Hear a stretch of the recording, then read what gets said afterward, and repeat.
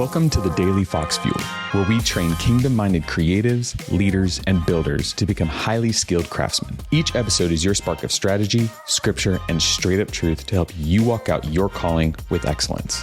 Now let's get to work. All right, we're going to hit on something today that I'm not going to lie, I often struggle with, and this is surrounding emotions. And the reason I say I struggle with this is because I often don't allow myself to tap into the deeper level feelings and emotions that I know are there that I am not wanting to really face.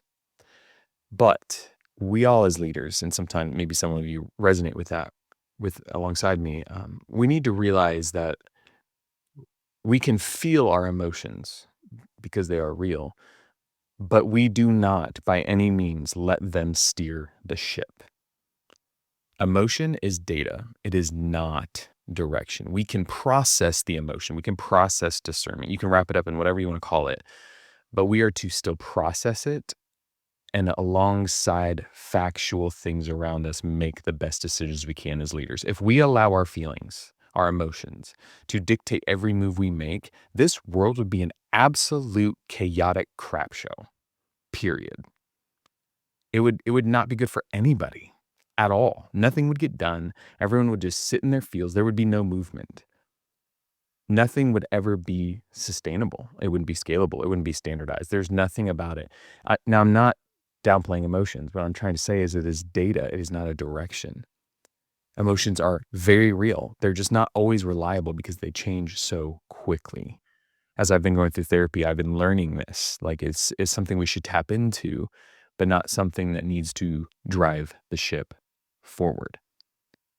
It tells us something that's happening within you. It is a radar of sorts, if you will. Something blips on it, and until we see that it's an enemy ship, we don't know it's an enemy ship, right? It doesn't always tell us the truth about what's happening around us. It just shows us, and it's a detector of something happening. So wise leaders acknowledge the emotions without obeying them.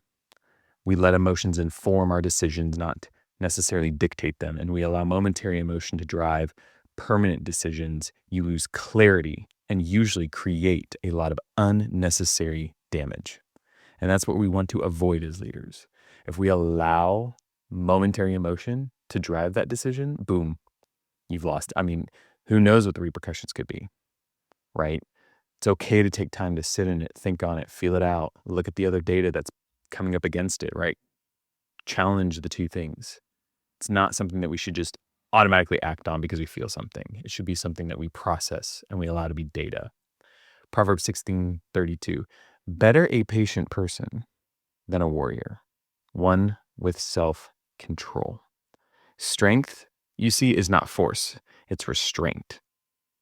Strength is truly seen in the people who can pull back, pause, withhold.